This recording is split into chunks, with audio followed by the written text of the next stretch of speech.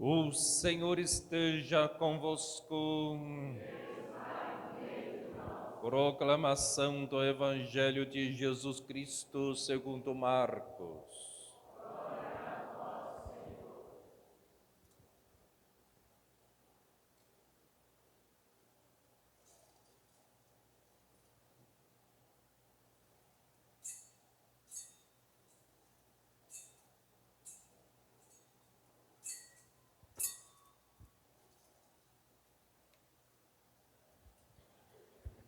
Naquele tempo, Jesus atravessou de novo numa barca para outra margem.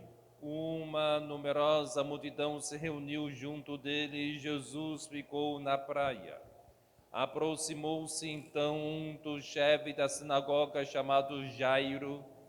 Quando viu Jesus, caiu aos seus pés e pediu com insistência: minha filha está nas últimas, vem e põe as mãos sobre ela para que ela sare e viva. Jesus então o acompanhou. Uma numerosa multidão o seguia e o comprimia. Ora, achava-se aí uma mulher que há 12 anos estava com hemorragia. Tinha sofrido nas mãos de muitos médicos e gastou tudo o que possuía, e em vez de melhorar, piorava cada vez mais. Tendo ouvido falar de Jesus, aproximou-se dele por detrás, no meio da multidão, e tocou na sua roupa.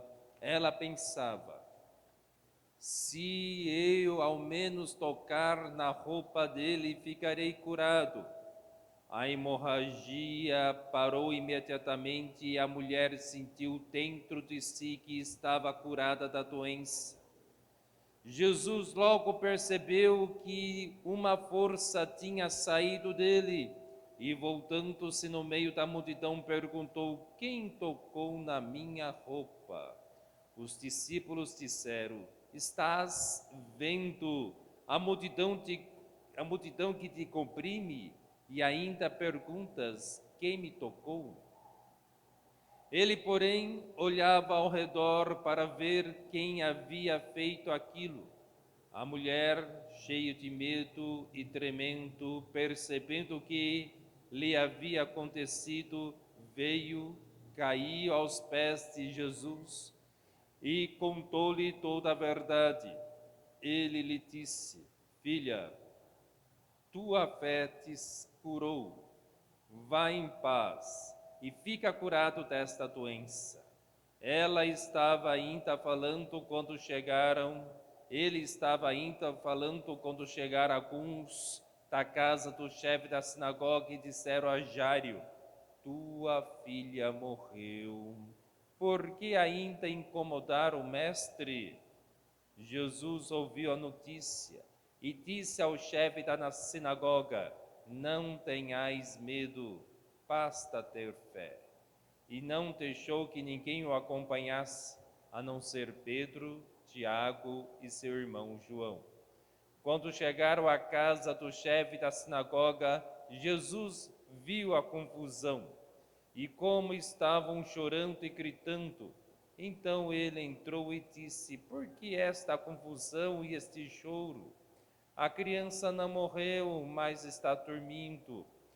Começaram então a caçoar dele, mas ele mandou que todos saíssem, menos o pai e a mãe da menina e os 3 discípulos que o acompanhavam. Depois entraram no quarto onde estava a criança. Jesus pegou na mão da menina e disse: Talita cum, que quer dizer: menina, levanta-te. Ela levantou-se imediatamente e começou a andar, pois tinha 12 anos. E todos ficaram admirados. Ele recomendou com insistência que ninguém ficasse sabendo daquilo, e mandou dar de comer a menina. Palavra da salvação.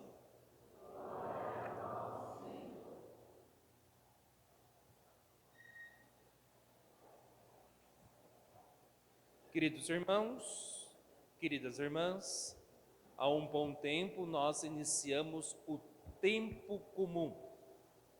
Apesar do nome, não é um tempo sem importância.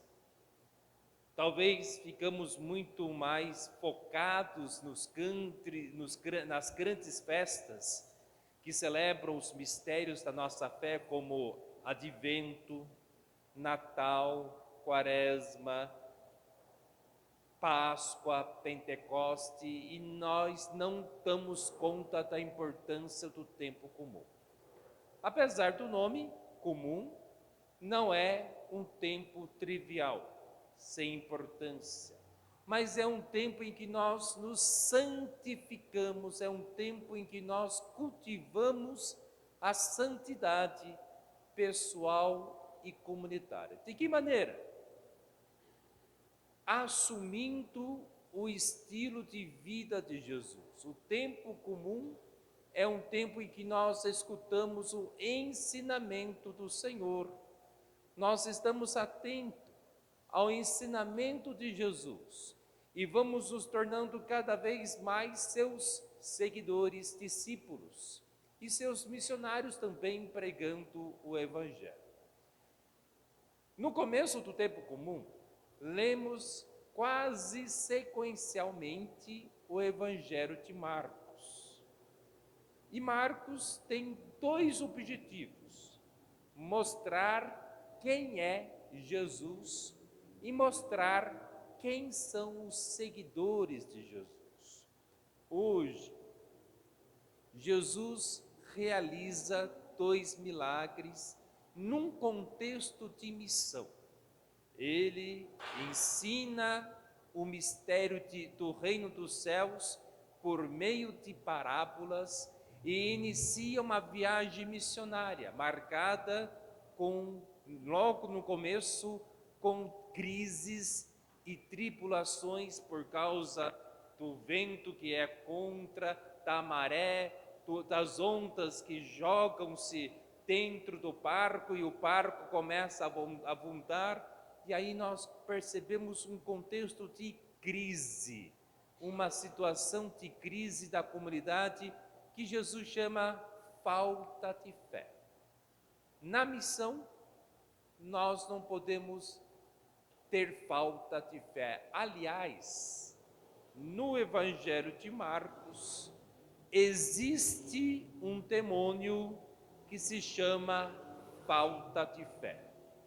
Pode estar personificado na região dos Generazenos, como a legião, que pode ser esse demônio, ou pode ser um capítulo mais adiante, quando os discípulos tentam expulsar o demônio, mas não tinham fé suficiente.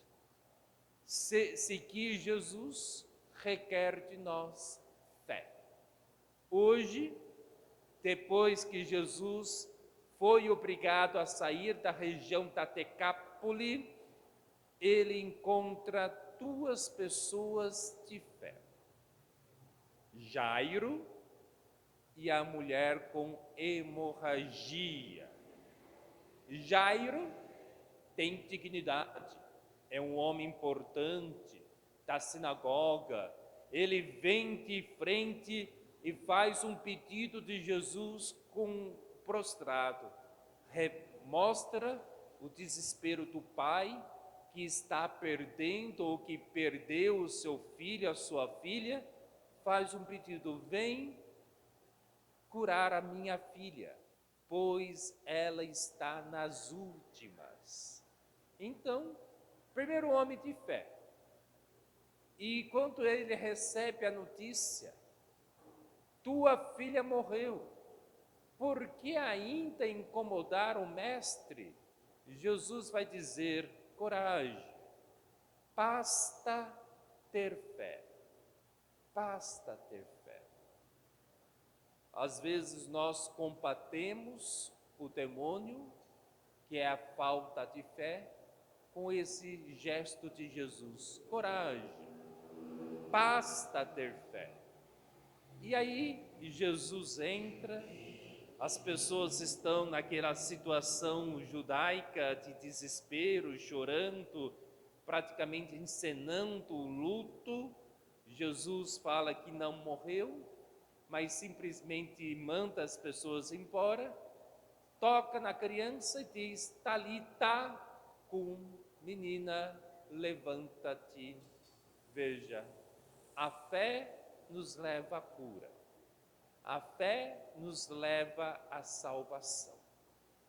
O segundo caso de fé é da mulher com hemorragia, talvez reprimida, talvez rejeitada por muitos pretendentes, porque uma mulher judaica com hemorragia, além de ser considerada impura, porque ela sofria desta menstruação que não tinha fim, era também considerada uma mulher morta em vida, porque para uma judia não ser capaz de gerar filho já era um grande fracasso, uma grande morte. E diferente do Jairo, que encara de frente Jesus por ser um homem de dignidade, o chefe da sinagoga, ela vem por detrás, com um gesto bem discreto, tocar ao menos na barra do manto do nosso Senhor Jesus. Podemos perceber como ela vai elaborando a sua fé, não exteriormente, mas no silêncio. Ela pensa se ao menos tocar na ponta da roupa deste homem santo. A fé começa com uma atitude interior. Fé não é algo objetivo como objeto posto em minha frente, né? Objeto, aquilo que está lançado, mas algo interior, ou seja, subjetivo. Mas quando eu falo subjetivo, não tira da cabeça algo aleatório, cada um tem o seu, algo arbitrário, é algo que não tem, cada um escolhe a sua fé, não. Quando eu falo fé é algo subjetivo, estou dizendo assumir uma verdade, apropriar-se de uma verdade, sujeitar a uma verdade que é bem maior do que nós imaginamos. Esta mulher, então, que pensa em seu interior, tocar, já está cultivando uma fé.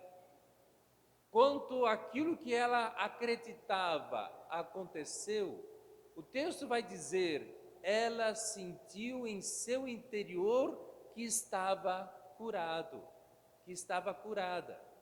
Mas veja, a fé é algo que acontece no nosso interior, é uma experiência com o eterno, com aquilo que permanece, com o Deus vivo e verdadeiro, que acontece no fundo da nossa alma, o encontro com Cristo, com uma verdade, com uma pessoa que é capaz de mudar toda a minha vida.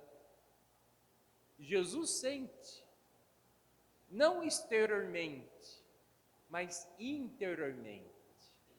Jesus sente o seu interior e sente, apesar de tantas pessoas que o comprimem, que o toca, que tem uma pessoa com interior sincero, com uma abertura ao sagrado, que é algo que transcende. Por isso Jesus vai dizer, quem me tocou? E fica procurando quem?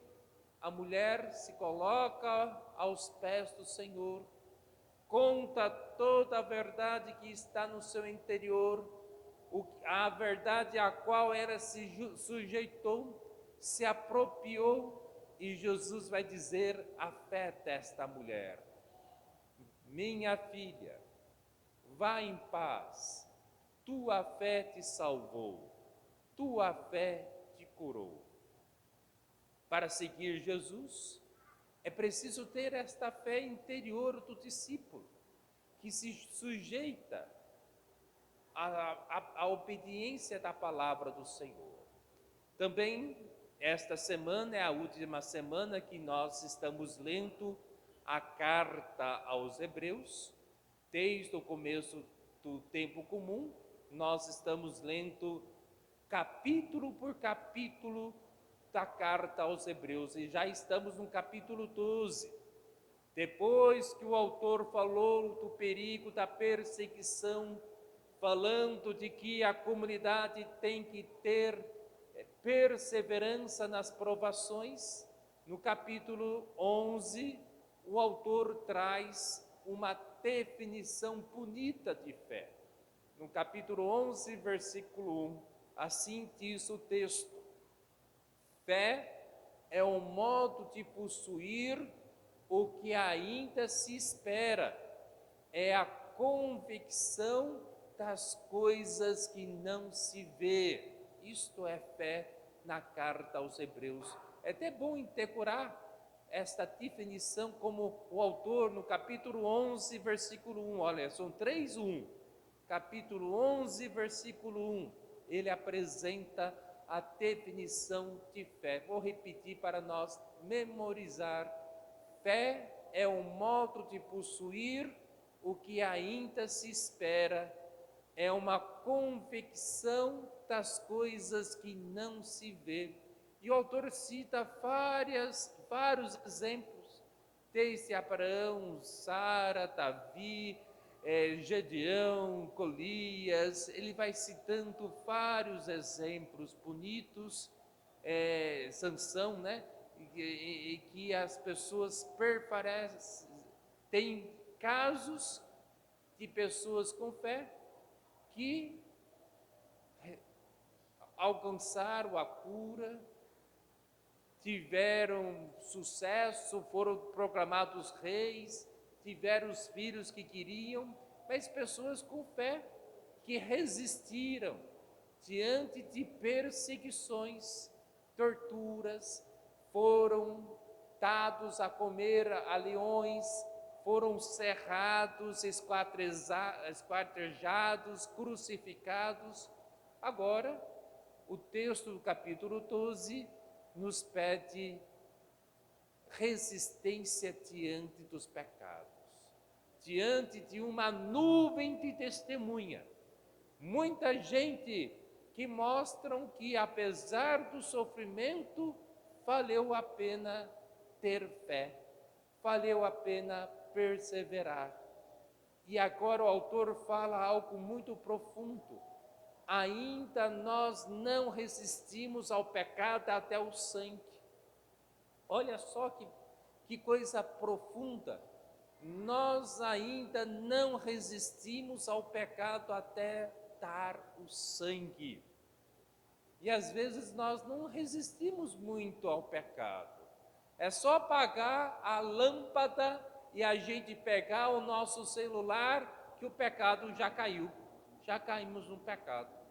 Fechou a porta do quarto, acendeu a lâmpada, apagou a lâmpada, aí acendeu o celular, o pecado aconteceu. E não pensa que somente os jovens que pecam pelo celular. Eu conheço muito velho sem vergonha, que fica lá no celular, com 1000 paqueras, com 1000 amantes, caindo em 1000 golpes na internet. Então, a gente às vezes não resistimos, nenhum dedinho, nenhuma coisa, a gente já cai. O texto fala algo profundo: resistir, ser firme, não cair no pecado, mesmo que isso seja para dar o sangue, derramar o sangue, sofrer por causa disso. Esse testemunho que o autor espera que nós temos a respeito de Cristo. Devemos dar esse testemunho, devemos crer perseverantemente contra toda humana esperança. e louvado seja o nosso Senhor Jesus Cristo.